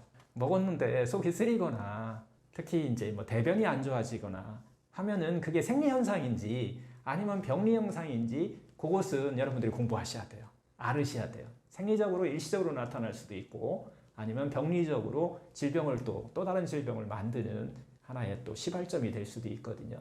그래서 먹어봐야 한다는 것은 이미 수천 년 동안 이렇게 다 의학적으로 정리가 돼 있기 때문에 어느 정도는 안 먹어봐도 알 수 있다. 그리고 그래서 제일 중요한 것이 알아차림이에요. 음식을 먹으면서 자기가 어떤지 어떤 문제가 생기는지 이런 것들을 반복해서 하시다 보면 자기 자신의 각자에 맞는 것을 찾아낼 수가 있어요. 하여튼 음식은 기준이 네 가지가 기준이 될 수 있어요. 첫 번째가 언제 먹느냐, 어떻게 먹느냐, 무엇을 먹느냐, 언제 어떻게 무엇을 얼마나 먹느냐 이 네 가지가 기준이 되는데요. 이게 사람마다 다르다고 그랬잖아요. 이 중에서 언제 먹느냐가 상당히 중요한데 이것은 공통점이 있어요.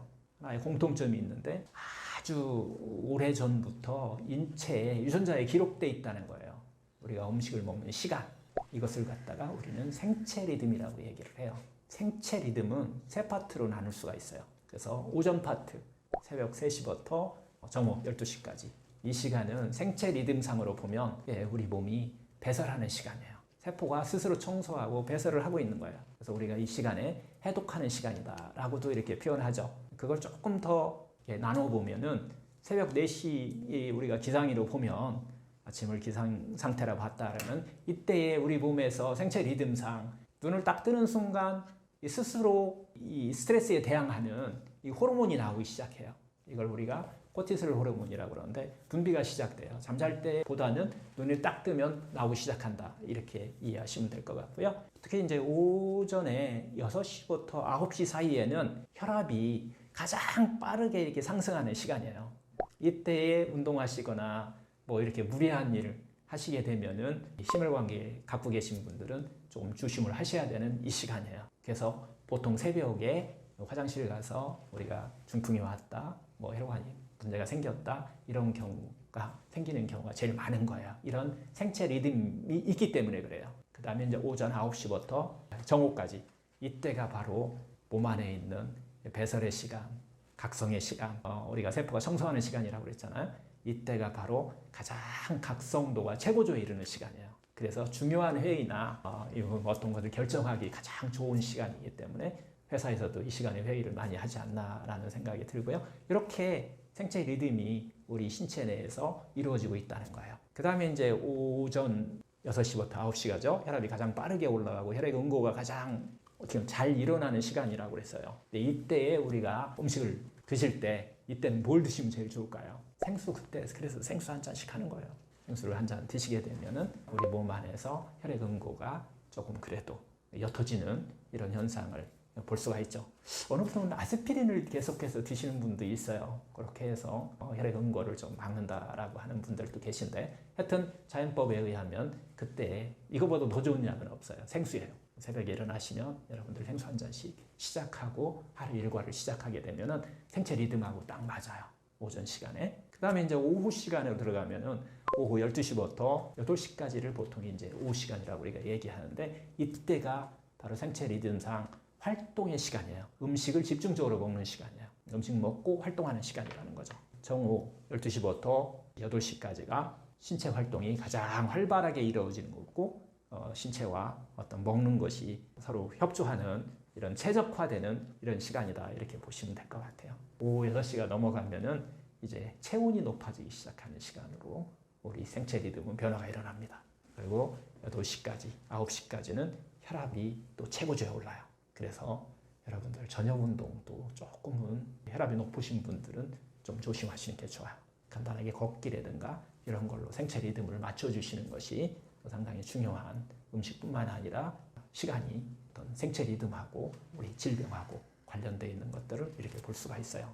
하여튼 음식에 있어서는 그래서 잠자기 3시간 전까지 음식을 먹는 거예요. 그래서 이제 이렇게까지 하고 12시까지 이렇게 되면은 자연스럽게 18대 이후 간헐 단식이 이루어지는 거예요. 우리 몸에서 생체 리듬에 따라서 자연스럽게 청소하고 해독하고 그 다음에 먹고 활동하고 이제 저녁 시간에 들어가는 거예요. 밤 8시에서부터 그 다음날 새벽 4시까지요. 이때는 회복의 시간이에요.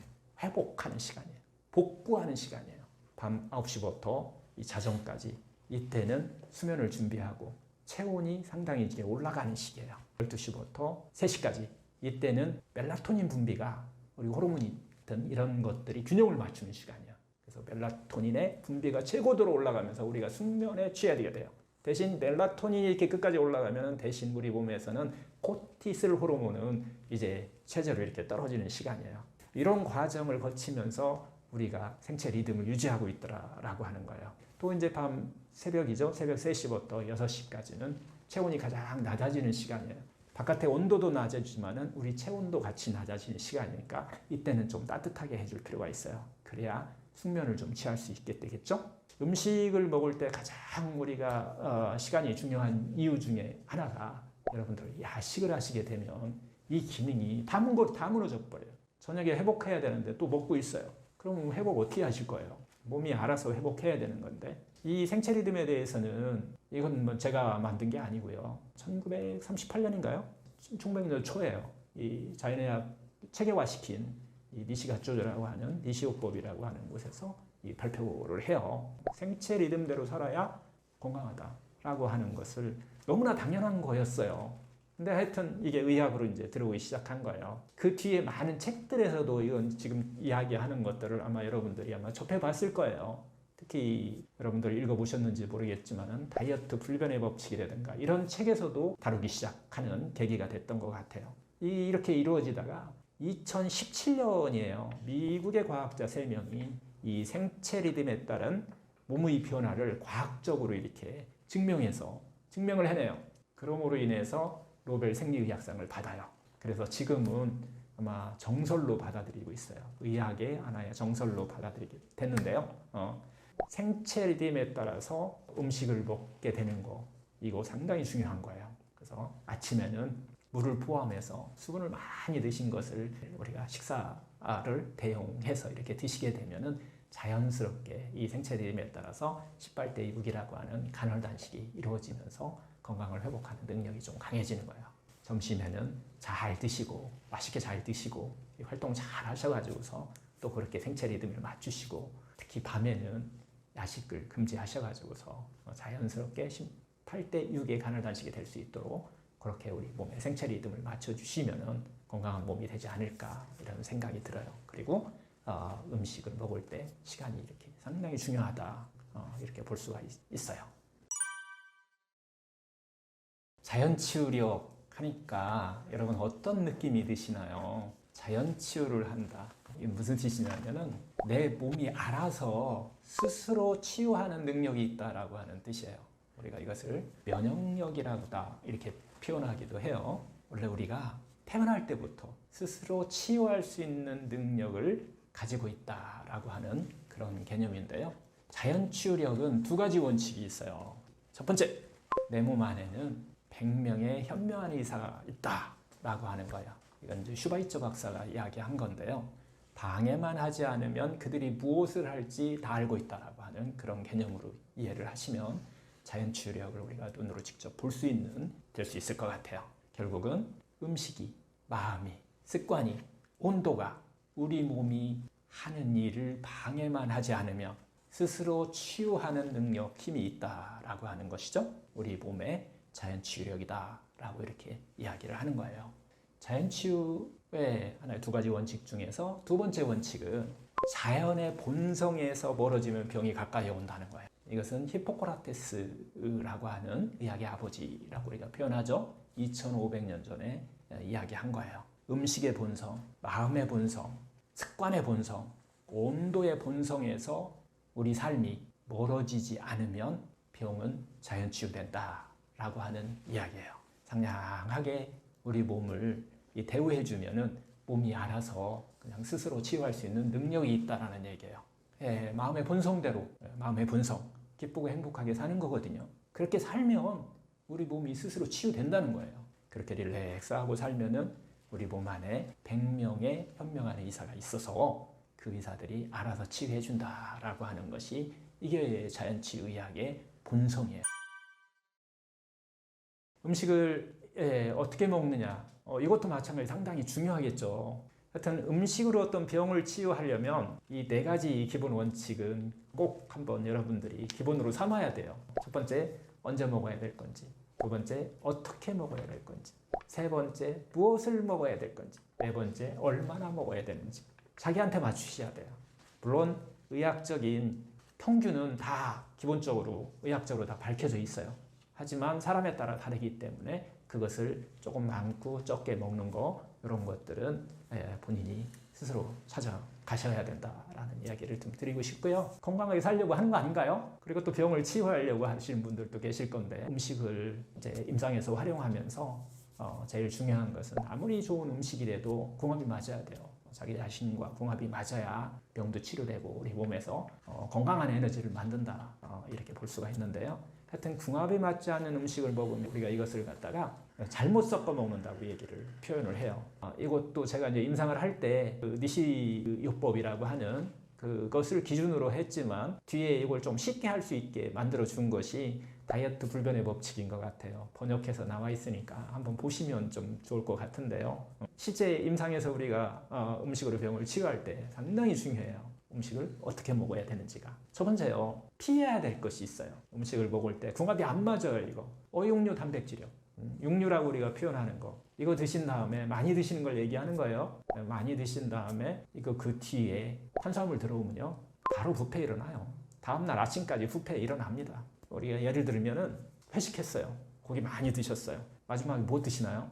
냉면 하나 드셔야 기분 좋죠. 건강을 생각하시는 분들이 이제 누룽지나 뭐 이런 것들을 드시는데 이거 다 정제 탄수화물들이에요.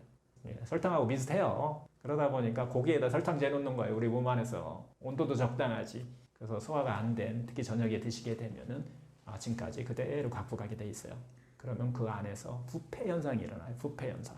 그 다음에 이제 두 번째는 궁합이 안 맞는 것 중에 두 번째는 탄수화물과 탄수화물. 정제 탄수화물이에요. 네, 탄수화물은 두 가지로 분류해야 되는데 하나는 복합 탄수화물, 하나는 정제 탄수화물. 복합 탄수화물은 생채소, 우리가 생과일 이런 것들을 복합 탄수화물이라고 그러고요. 지금 이야기하는 것은 정제 탄수화물을 얘기해요. 가공한 정제 탄수화물. 즉 밥도 가공한 거예요. 익힌 거잖아요. 이렇게 해서 그 다음에 먹은 다음에 여러분들이 빵을 먹어요. 또 거기에 또 과일을 먹어요. 이거 막 쌓여요. 그렇게 되면 여러분 몸 안에서 독소가 생성되는데 이때 생성되는 것을 당독소라고 해요. 요즘은 AG에서 당독소 측정하는 장비도 쉽게 측정하는 장비도 많이 나오더라고요. 뭐 쉽게도 우리가 알아낼 수 있는 건데 이렇게 드시는 분은 무조건 당독소 높습니다. 당독소 때문에 여러 가지 질병을 유발할 수 있는 거고요. 그다음에 또 하나는 육류단백질인데요. 예를 들어서 소고기, 돼지고기, 닭고기 이게 이제 대표잖아요. 이걸 같이 섞어 먹었을 때, 이랬을 때 특히 여기다가 또 해산물도 같이 섞어버려요. 막 섞어 먹었잖아요. 이렇게 드시게 되면 소화 효소와 대사 효소가 너무 많이 소비돼요. 우리 몸 안에서.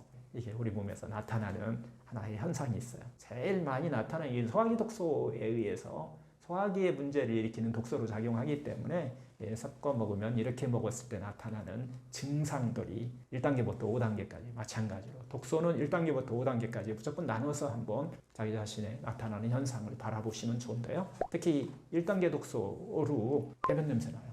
대변에서 냄새 나요. 그 다음에 방귀에서도 상당히 냄새가 나요. 그런 냄새 나면은 피하려고 하지 마시고 내가 이렇게 섞어 먹고 있구나. 내가 이렇게 어떻게 먹어야 되는 거에 대해서 다시 한번 생각을 해보실 필요가 있어요. 바꾸시면은 이 증상 금방 사라집니다. 이런 경우는 두 번째 이제 단계로 넘어가면은 입냄새 나고요, 잔병감 오고요, 상당히 피곤해져요.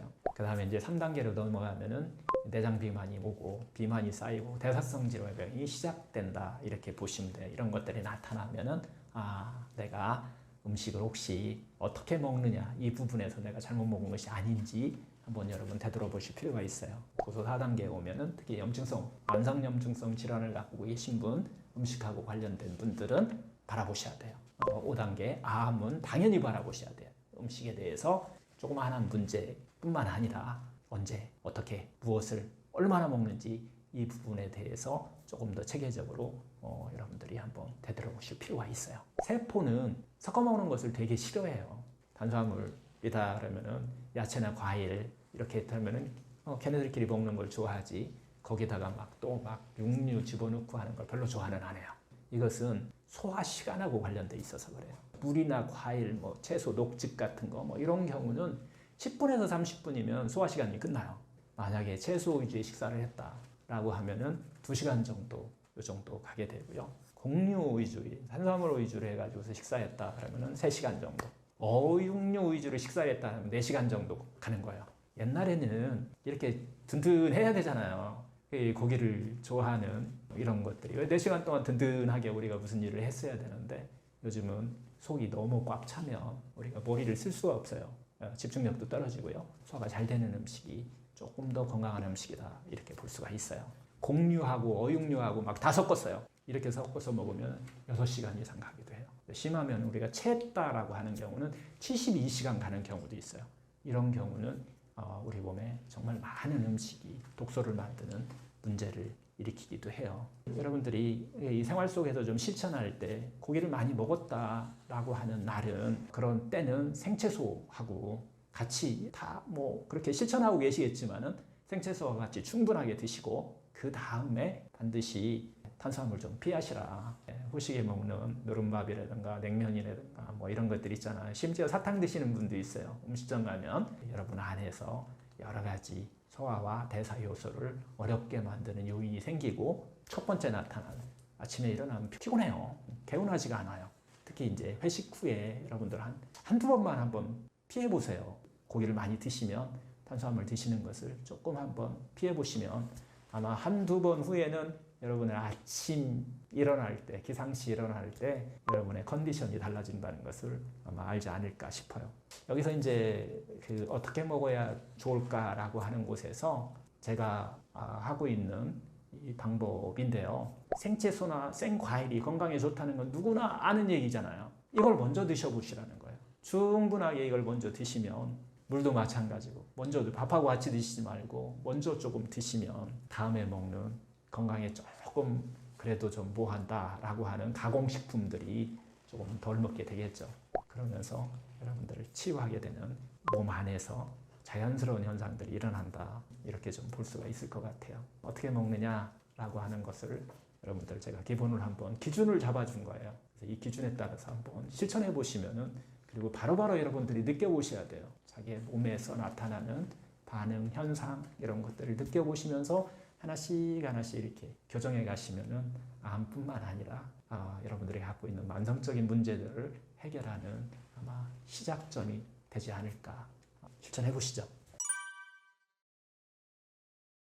제 이거 찾는데요. 정말 이 방법을 찾는데 제가 이제 음식을 그래도 병원 안에서 음식으로 병을 치료한다라고 하는 걸 가지고서 뭐 10년이 뭐예요. 제 병을 치료하기 위해서 이제 시작을 한 건데 90년대 초부터 했어요. 유기농부터 시작을 해서 또 이 음식으로 어떻게 내 병을 치료할 수 있을까라고 하는 고민을 해가면서 뒤에는 이제 그걸 환자들한테도 또 이렇게 같이 임상을 해가면서 찾아낸 것인데 상당히 중요한 것 같아요. 그래서 마지막 결론은 정말 언제 어떻게 무엇을 얼마나 먹느냐라고 하는 포인트가 상당히 중요한데 생채소와 생과일을 무조건 먼저 먹는데 여기서 가장 중요한 것이 얘를 먹어야 된다고 하는 게 아니에요. 생채소와 생과일이 맛이 있어야 돼요. 그래서 맛있게 드시는 것이 저는 1번이라고 보는 거예요. 이 생채소 건강에 좋다고 생각되는 것을 먼저 드신다. 여러분들 식물성 단백질 건강에 좋다라고 다 알고 계시잖아요. 그러면 생채소에다가 제가 하는 방법이에요. 사람마다 조금 다르기는 하겠지만 저는 두부를 쌉니다. 그리고 나서 김치를 얹어요. 김치 뭐 다양한 이 반찬류를 거기다가 먼저 충분히 먹으면 상당히 맛있게 먹을 수 있을 거예요. 아마 이게 우리가 익숙해진 원래 이 식단이에요. 익숙한 식단인데 바쁘다 보니까 막 섞고 막 하면서 그걸 우리가 입이 맛있는 음식으로 바뀌어가지고 진짜 세포가 좋아하는 이런 것들을 충분히 먼저 먹는다라고 하는 게 포인트인 것 같아요. 다시 정리하면 생채소 제일 먼저 먹습니다. 생과일을 만약에 드시는데 생과일도 요즘 논이 있어요. 건강에 당 때문에 그래요. 당지수가 높아지느냐 뭐 이렇게 이런 것들 때문에 그런 거니까 이것은 저는 껍질을 벗기지 않습니다. 그렇게 하고 먼저 한 30분 전에 먹는데 많이 먹지는 않습니다. 그렇게 하고 그 다음에 생야채를 니시 이야기의 핵심이에요. 생야채를 얼마나 먹느냐가 음식으로 병을 치료하는 핵심 포인트예요. 여기에 그냥 먹으면은 집착이 생기고 이게 욕심이 생겨요. 그래서 맛있게 먹는다. 그리고 두 번째 자신한테 상냥하게 접근을 한다라고 하는 개념을 가지고서 여러분들이 갖고 있는 반찬이라든가 갖고 있는 밑반찬 같은 것을 같이 특히 두부하고 같이 드시게 되면 정말 맛있게 충분하게 먹게 돼요. 그리고 나서 이제는 가공식품 안 먹을 수 없어요. 생활 속에서. 그리고 나서 가공식품 여러분들이 식사로 드시게 되면 양이 자동적으로 줄어듭니다. 그렇게 해야지 가공식품 난 절대로 안 먹을 거야. 나는 생채식만 할 거야. 내식요법이거든요. 성공하는 사람이 많지가 않아요. 음식을 접할 때는 세포의 허기와 마음의 허기에 균형 밸런스를 맞춰야 돼요. 이게 성공의 가장 중요한 포인트예요. 그래서 맛있게 드시는 것이 마음의 허기도 같이 채우는 거다. 이렇게 이해를 하시고서 아마 드시게 되면 누구나 실천할 수 있다. 그리고 채소의 양은 정말 사람마다 너무 달라요. 자기의 역량에 따라서 드시게 되고 그 다음에 만약에 생채소를 먹는 게 안 먹던 분이 갑자기 먹으면요 많이 불편해요. 속도 쓰리고 막 이상해요. 그래서 이런 분들은 녹즙부터 시작하시는 거예요. 몸이 적응할 수 있는 항상 이런 치유법들은 스텝 바이 스텝 하셔야 돼요. 그래서 내가 그게 좀 무리가 간다라고 생각되시면 녹즙 시작하시고요. 이상즙이라고 우리가 표현하는데 녹즙이 적용해서 괜찮아. 그러면은 그 다음에 이상즙, 즉 갈아 먹어보는 거예요. 자기 양을 맞출 수가 있어요. 그 다음에 이제 괜찮아. 좋아집니다. 다 좋아지게 돼 있어요. 좋아진 다음에 그 다음에 쌈채소에 충분히 먹게 되는 그런 몸이 됐을 때 이미 그때쯤 되면 소화기계통이나 이런 것들은 많이 좋아져 있는 자신을 발견할 거예요. 처음부터 무리하게 욕심내지 마시고 특히 음식으로 병을 치료하려고 막 집착하지 않는 이런 마음의 자세가 중요하다는 거예요. 이렇게 순서대로 하나씩 해결해 나가시면 자연치유건강법의 가장 핵심, 알면 너무 쉽고 재밌다, 모르면 욕심과 집착으로 접근할 수밖에 없다, 뭐 이런 것들의 균형과 조화, 밸런스를 맞추는 지혜가 좀 필요하지 않나. 그렇게 하시면 반드시 몸의 변화가 일어납니다. 그렇게 하면서 하나하나 자기의 좋아지는 것들을 즐기면서 실천해 나가시면 최소한도 3개월은 하셔야 됩니다. 그래야 습관이 들어요. 그렇지 않으면 다시 과거로 되돌아가서 습관이잖아요. 여러분들 똑같이 하면 입이 좋아한 거 먼저 들어오지 세포가 좋아한 거 그 다음이잖아요. 그런 것들을 이렇게 하나씩 바꿔가시는 것이 병을 치료하는 가장 중요한, 아마 음식에서 가장 중요하지 않나 이렇게 생각이 들어요. 생식이 이제 병이 왔을 때는 우리가 생채식을 많이 쓰잖아요. 그래서 요즘은 이제 생식이라고 해서 이제 가공한 또 그것도 가공해요. 그래서 또 생식 식품이다라고 해갖고 막 가공하고 뭐 하면 그 속에 있는 미생물 다 죽여야 돼요. 그래서 제가 생식이 좋다라는 표현을 할 수가 없어요. 뭐 가공한 것보다는 뭐 조금 낫지만 제가 이야기하는 자연 속에서 그대로 있는 균형과 조화와 밸런스를 유지한 그런 식품, 생채소와 생과일이 병을 치료하는 데는, 음식으로 병을 치료하는 가장 핵심이 돼야 된다. 이것을 생식 제재로 만들어 가지고서 거기서 뭐야 동결건조 시키잖아요. 물 다 빼버리는 거예요. 그리고 거기에 동결건조 시킨 제품 안에는 또 미생물이 또 나오면 안 돼요. 이게 또 균이라든가 이런 게 나오면 안 되니까 그거 어떻게 처리할까요? 그 속에 들어있는 뭐 흙 같은 것이 들어있으면 안 되잖아요. 그러면 미생물 들어온단 말이에요. 그런 것들을 다 정리하고 다시 또 동결건조하고 이 과정에서 많은 균형이 또 무너지기 때문에 뭐 건강식품이 아니다라고 이렇게 표현할 수는 없어요. 하지만 제가 얘기하는 이 자연식, 가공하지 않은 식품, 생채식이라고 우리가 표현하는데 이런 경우는 질병이 있을 때는 그렇게 접근하시고 그 다음에 어느 정도 질병이 치료하신 다음에는 밸런스 균형을 이루셔야 돼. 지금 사회에서 일어나는 가공식품에 맛있는 것을 건강을 위해서 죽을 때까지 안 먹는다. 이거 마음의 허기하고 관련돼요. 그래서 엉뚱한 짓 합니다. 그렇게 하면 처음에는 몇 개월은 참고 하실 수 있어요. 하지만 질병이 좋아지고 자기가 건강해졌는데 그런 걸 끝까지 참고 안 하신다. 제가 그런 사람들 보기는 했는데 뒤끝이 안 좋아요. 즐거움도 좀 찾는, 마음의 허기도 좀 채우는 이렇게 균형을 맞추시는 거, 이런 거 좋습니다. 꼭 채식동물이다라고 저는 그렇게 보지는 않아요. 육식도 마찬가지고 뭐 어느 정도 이렇게 수만 년을 걸러오면서 진화를 하면서 채식을 하다가 뒤에는 이제 또 가공한 익힌 고기를 먹게 되고 뭐 이런 과정들을 거치면서 아주 조금씩 변화가 일어난 거기 때문에 자연식이라고 하는 것은 자연과 조화를 잘 이루고 있는 그런 식품들을 먹는 것이 건강하고 가장 밀접한 관련이 있다. 너무 가공한 이런 식품을 말고 아니면 적당하게 이렇게 건강할 때는 이제 예방하고 하는데 효과는 있지만 만약에 병을 치료할 때는 그런 것들도 양을 줄이셔야 한다는 거야. 그래야만이 내 몸속에 나쁜 물질들이 덜 생겨요. 음식은 가장 제 핵심이 뭐냐면 내 몸에 악액질을 차단하는 거예요. 음식으로 몸을 치료하겠다라고 하는 그거 욕심이에요. 그래서 음식이라고 하는 것은 내 몸속에 악액질을 차단하는 하나의 가장 기본이 된다라고 하는 거고, 이미 생긴 악액질은 자연치유건강법에서는 소식을 하시든가 아니면 단식을 하셔갖고 뭐 18대 6이든지 간헐 단식이든지 아니면 뭐 3일 정도 단식을 가장 많이 사용하는데 이 정도 단식을 통해서 빼주는, 이랬을 때 어떤 몸의 변화를 계속 안 먹고 살 수는 없으니까 그런 것들을 생활하고 잘 조화를 이루게 만들어주는 이런 치료법들이 자연치유건강법과 이제 밀접하게 우리가 발전한 계기가 된 거예요. 무조건 우리가 뭐 채소만 먹어야 된다 뭐 이런 것도 아닌 것 같고, 균형과 조화와 밸런스를 맞추면서 하나씩 자기한테 딱 맞는 것을 찾는 게 중요하지 않나. 건강을 만들 수 있는 그런 것들을 각자마다 달라요. 특히 단식을 해서 좋아지는 사람도 있고요, 막 안 좋아지는 사람도 있어요. 하지만 의학은 모든 사람이 좋아져야만 의학이에요. 만약에 안 좋아지는 사람이 있고 그걸 했는데 막 부작용 나오고 하는 것은 그건 저는 의학이라고 보지 않아요. 저는 그런 의학은 안 해요. 그래서 단식도 부작용 없이 하는 방법을 여러분들이 찾을 수 있어요. 그렇게 하면서 하고 나면은 똑같은 반응이 나타나요. 몸이 가벼워지고 피부가 맑아지고 몸에서 하나 나타나는 현상이 있는데, 그래서 항상 제가 이야기하는 걸 상냥하게 해라. 자기한테 집착과 욕심을 내려놓는 것이 중요하다. 내려놓는 것이 중요하지 채우는 것이 중요하지 않다라는 이야기를 그 음식을 통해서 저도 배웠고 또 질병을 치료하는 사람들한테 권하고 싶은 그런 내용인 것 같아요.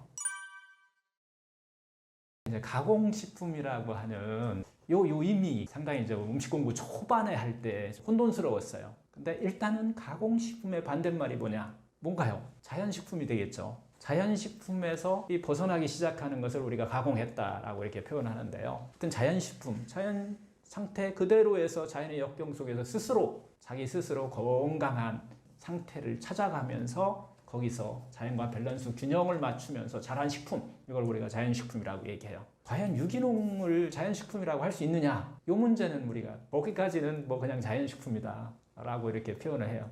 자연농이라는 것이 요즘은 또 유행이기도 하더라고요. 자연과 함께 그냥 막 풀도 함께 자라고 하는 것들을 이런 것들까지도 우리가 자연식품이다라고, 거기서 만들어진 그냥 식품 가공하기 전 단계까지가 우리가 자연식품이다 이렇게 표현을 할 것 같아요. 그래서 자연식품의 본성이 있어요. 그것은 그 안에 9가지 영양소라고 하는 것이 자기 스스로 건강을 유지하기 위해서 밸런스 균형 조화를 이루고 있는 거예요. 이게 자연식품의 본성이고 가장 중요한 건강하게 만드는 이 핵심 포인트가 9가지 영양소가 균형을 이루고 있다라고 하는 거예요. 현대의학이 5가지 영양소를 주로 주장하고 있어요. 하지만 요즘에 와서 현대의학과 영양학이 같이 만나면서 요 근래의 영양학을 보면 9가지 영양소로 이렇게 분류를 해요. 여러분 9가지 영양소 뭐가 있을까요? 엄청 중요하죠. 여러분들이 먹는 거잖아요. 첫 번째 우리가 탄단지라고 하는 탄수화물, 단백질, 지방, 그 다음에 비타민, 미네랄까지 하면 5대 영양소. 근데 영양학에서 얘기하는 여기에 6번째 영양소를 넣어야 된다고 생각을 해요. 그리고 실제적으로 학문적으로 지금 넣기 시작하고 있어요.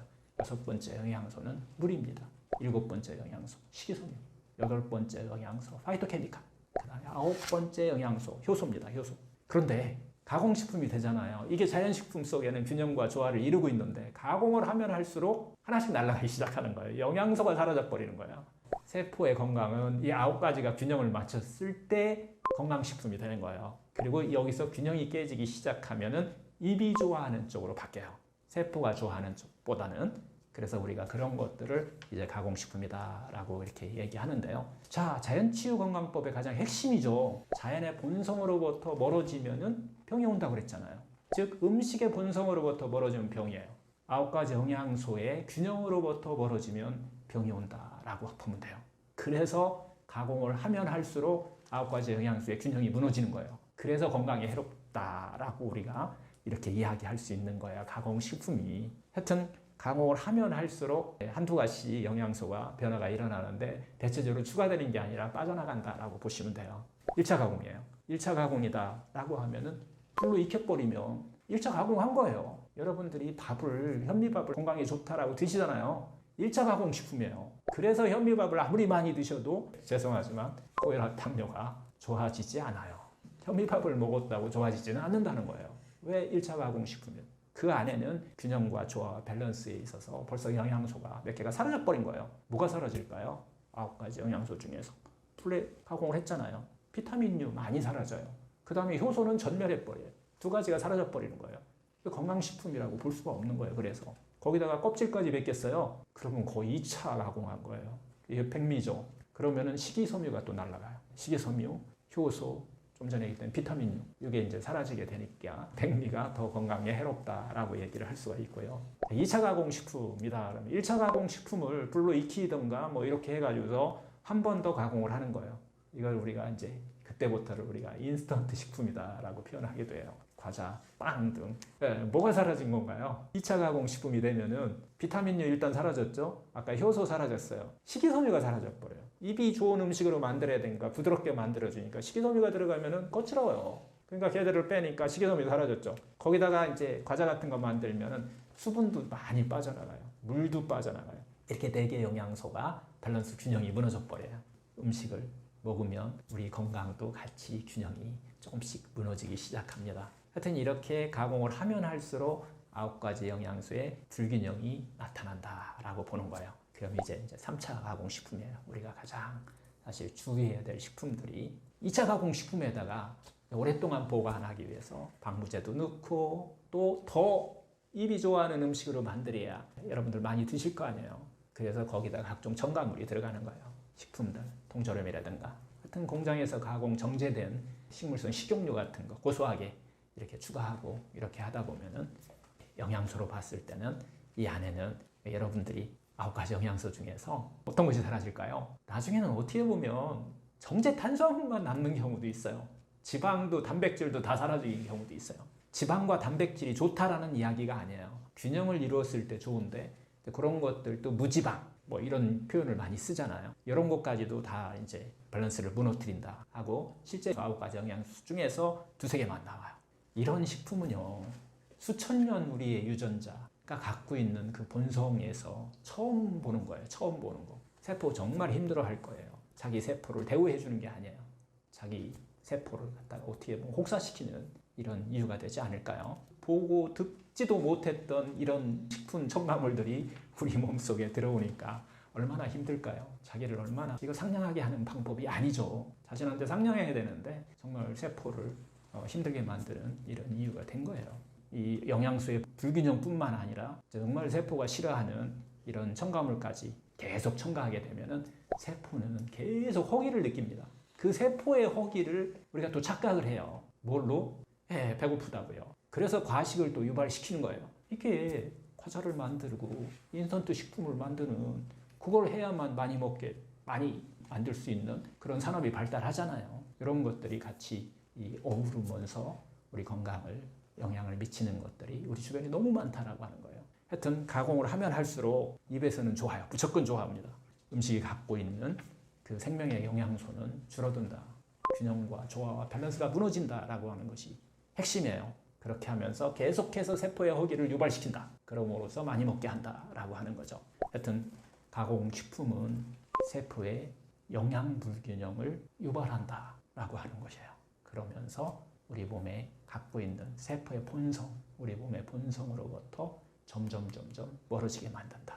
그게 바로 병을 만드는 악액질이 되고 또 그 악액질이 우리 몸 안에서 에너지를 만들 때 원료잖아요. 미토콘드리아에서 그걸 만들 때 끓음이나 활성산소 같은 그런 물질을 많이 만들어내면서 병이 시작되는 원인이 된다라는 거예요.